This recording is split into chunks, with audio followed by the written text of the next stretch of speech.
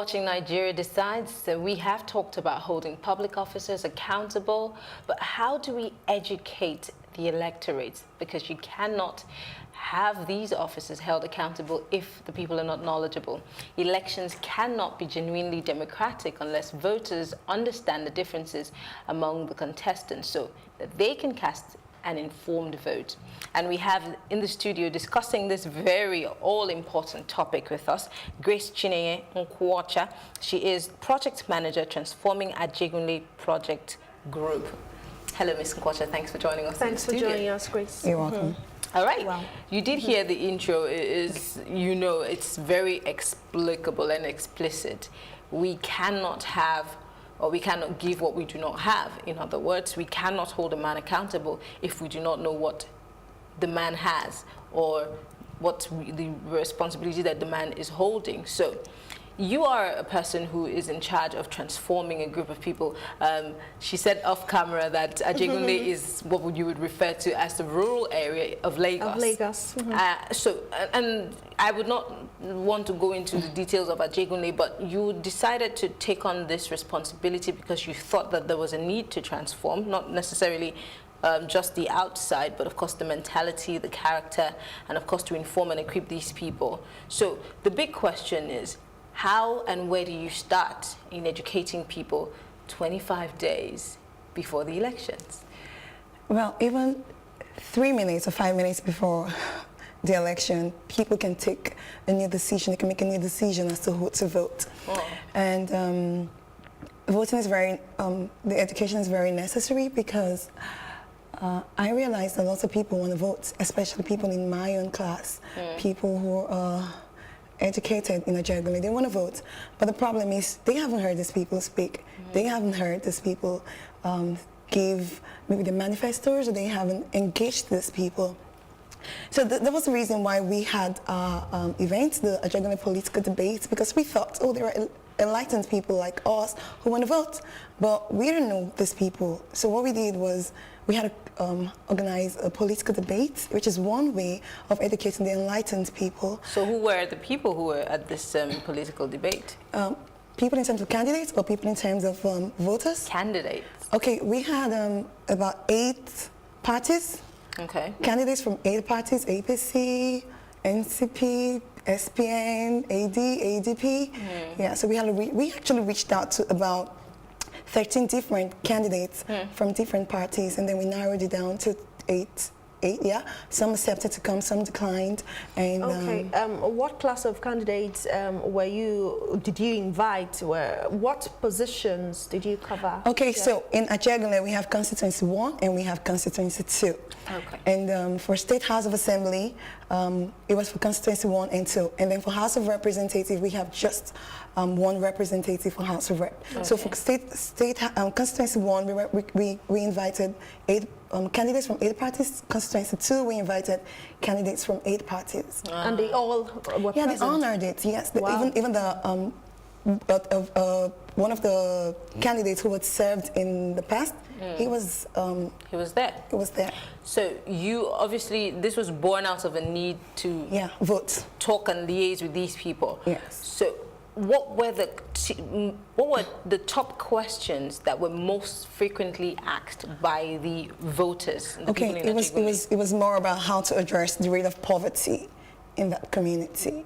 So I think most of the questions was around how do you help? What laws are you going to pass? What policies are you going to make to eradicate the rate of poverty in that community? Okay. And education as well. Okay, poverty and education, and that is essentially what the environment needs at this material time. But now I know that you did mention that the political debate was for people that were quite enlightened. Yeah. I know that the larger percentage of people are mostly unread, people who are either not educated or semi-literate and all. Okay. So how do we extend voter education to people at that level? Because I know that you find that they're actually the ones who go out to vote, mostly on election day. So how do we get it across to? Okay, I mean the literate, the educated people. The uneducated now. The uneducated people are the ones who vote. Yes, so how do we extend the voter education to them? Well, it's the same way. But this time around, it's not going to be in a very structured format. Because the politicians use petty things. They meet their needs. So if young people They also, meet their needs? Yeah, like temporary needs. Okay. Temporary needs, like give them food, give them money, give them staffs to just prime Get them. by. Yeah. So young people we can also develop our own tactics to deviate their attention and tell them, okay, don't just vote for these people because of the things they give to you, the temporary stuffs. You should vote based on quality, and I hope that works. How do we get to that point where we are communicating to those who possibly don't have education, which is one of the needs you mentioned earlier, and people who are under the in the poverty bracket? How do we communicate?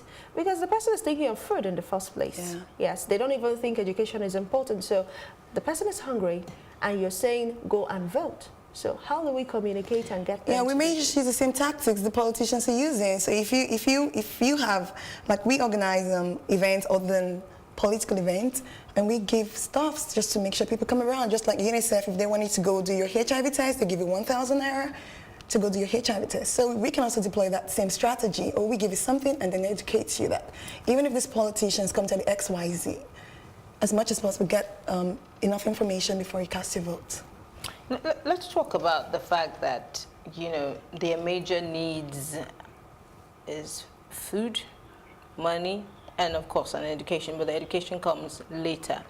Okay. As much as, we're debating on this issue, and you're bringing politicians to, did you get a feedback of sorts that would somewhat give the idea that maybe they have a change of heart?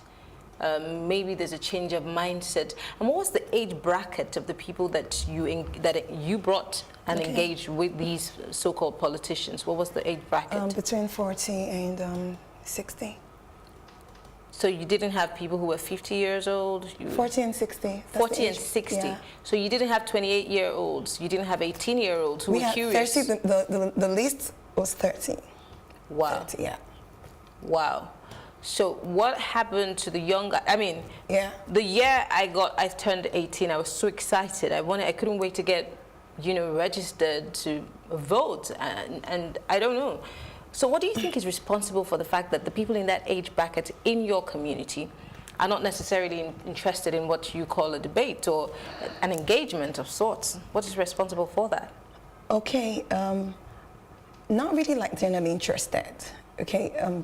Like I always say, there's always a first time to everything, and Rome was not built in a day. So we should just look at how we've started something, and we know that when we're going to have something like that next time, the turnout is going to be a lot more. And what I always say is, the same way we have peer pressure, we should have inspiration pressure. We just keep doing what we're doing, and we're sure going to have more youth. At the end of that debate, we have more young people saying, I'm going to vote XYZ, I'm going to vote this time around, I'm going to vote this time around. So we've been able to influence people. And then back to your question on why people are not involved. Yeah, I think as interested as they should be. Okay, is it in candidacy? In the whole electioneering process. I feel that there is a little bit of ethnicity play in it. Because if you check in the party, you just have a lot of people in that same ethnicity, and you don't give room for maybe people like the Igbos coming in. So there is a little bit of ethnicity. And this is what they communicated to you when you had one-on-one tete-a-tetes with them? No. That was from my observation from a distance, because. And this is at the federal level? No, state, local. What I'm doing right now is basically a local level. Exactly, because I'm listening to you, I keep wondering, playing in my head, how do you speak to the mama, who obviously does not understand the English you're speaking? Oh, yeah. And the fact that, you're well-read and you still want to communicate to them, because majorly, believe it or not, on election day, they're the ones who will come out. We already pointed out that people who are younger don't even, mostly not interested because of how politics is run in Nigeria. So how do you essentially reach out to the list? Okay, so this is a strategy that we're trying to adopt. You can reach out to everybody. Don't try to catch too many fish. Just stay focused. Good. So we're trying to stay focused on the illiterate, the young people who can influence their parents. So we want to make it very interesting, and I think to an extent we've been able to bringing people into what we are doing. Because when we started, it wasn't like this. And we've grown and we've brought in more young people. Now, if I am, like, I can influence my mother's decision. I can say to my mother, no, you ain't gonna vote this person, because I listen to this person, so I listen to these folks don't listen to them. Like, they don't engage them in intelligent conversations, but young people like us would engage them in intelligent conversations, and through our channel, we can influence our parents. So how are you also interfacing with the churches? Because I know that most of our parents, they listen to what the pastor says as opposed to what their informed child says. So I think they pride that, I would call it that movement, the fact that, oh, I am this, I am that, and I have to do what my pastor has said in church. So how do you interface with churches in organizing such a debate? Yeah. Okay, yeah, that was maybe because of the time the time we spent planning. Religious groups actually beyond churches. I'm talking of mosques as well. Okay, the first time we were going to do this, we reached out to churches. It's very sad in a way that even the churches don't even understand their role in nation building, sadly. But I know they have a lot of role to play because people look up to them. So what we do is we try to reach out to the overall in our community, like the leader, what do they call them? The chiefs, the leaders of thought. The faith. Okay, when you mean Christian faith leaders? When you say that they do not understand their role, in what way? Yeah, come on, like you just said, people look up to the pastors. I read a post sometime, like 5 years back, that if churches understand their role in nation building, they're going to create a lot of influence because lots of people look up to them. But then that can also be abused because there are people who say that there are certain pastors who would say, well, I'm going to vote for this guy, so you all have to vote for this guy. And then they abuse the fact that they have these followership and these people believe in them. Instead of saying, do the right thing, don't sell your vote, don't do this and that, they say, no, you vote for this person.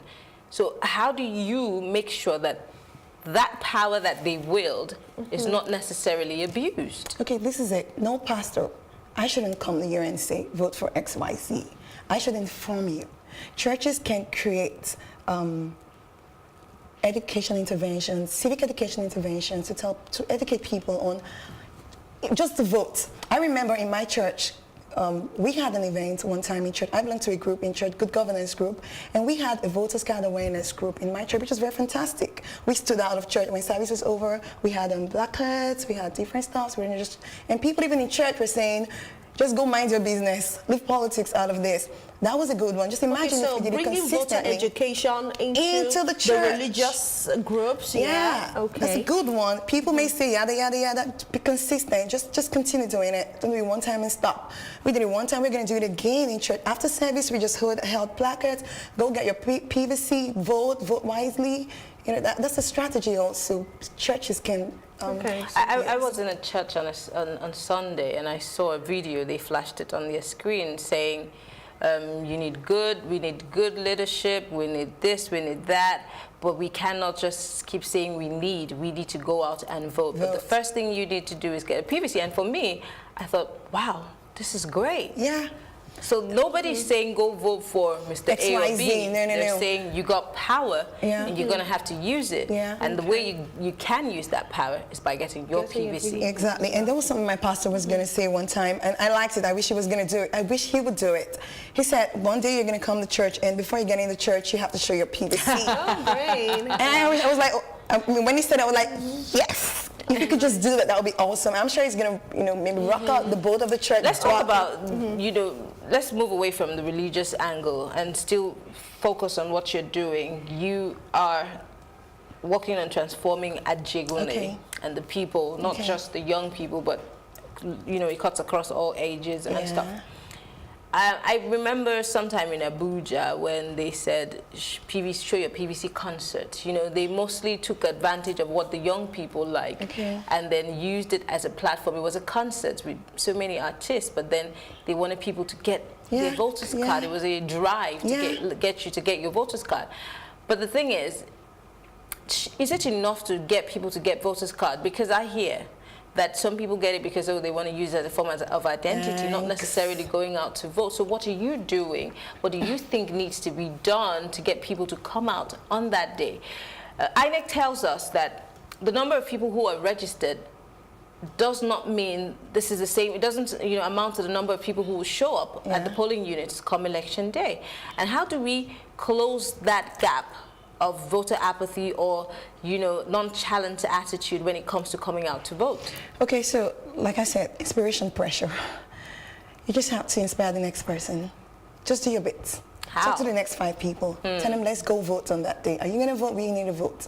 Keep talking about it. Because there isn't so much you can do. If you say, oh, we want to put that XYZ law, we want to put that, it's not going to work. Just talk to the next person. I know how many people that I've been able to convince that you need to vote at this time, and they're willing to vote. And on that day, I'm going to make sure we go together and let's go vote. Great. So, and social media is a great tool too, and not just talking, but off social media, you can also keep inspiring people. Inspiration pressure, I don't know where I got that from, but just keep inspiring people, just keep doing your thing, and you get more buy-ins and you get more people to vote. People take PVCs, I agree with it, but they ain't gonna vote. But when they see you do stuffs, and when they see you do stuffs, I'm sure they can just get convinced. And another thing again is young people inspire people. It's like peer pressure, young people should do stuffs. If you keep doing stuffs, you can inspire the next person. I know recently we had this budget. I had attended the budget stakeholders meeting in my community because I wanted to know how to prepare budgets and everything. So I just got involved, and I'm like, I want to know what gets in, and I have my own input. So when people heard that, oh, you went for budget meeting, I said, yeah. To an extent, I was like more like the only non-partisan person who was there. Every other person was a had a political affiliation of sorts. A budget that drives the community, a budget that sets the pace for the next year, and people like us who are going to be affected and not involved. Something is wrong. Okay, I'm sure that somebody out there is wondering, how were you able to get into the mix? Is it an open thing? Yes, it is. Really? See, Nigerians talk too much. We're on social media, yathering. We don't do jack. Wow. Yeah, until we get involved, and that's when we begin to create real change. So what I did one time was, we realized we had 2.1 billion naira in our local government, and we were like, what's up? Let's see what this 2.1 billion naira has, nobody can do. What has it done? Wow. So one of my colleagues asked Charles, he said, we want to know. So I said, yeah, we need to know. So I moved, and I said, we have to go to budget office and tell them we want to see the assessment, we want to assess the budget. And so we got there, and they were kind of shocked, like, with these people. We wrote to them that we want to see the budgets, we want to see the budget breakdown first, and then we're going to come back for assessment of the budget, the performance rather. So when they gave it to us, and we had to come back, they gave us the budget breakdown, but we couldn't go back for the assessment because we got busy. We have our busy schedules too, but we're going to go back. So, because maybe they feel like, oh, there's a third eye watching us.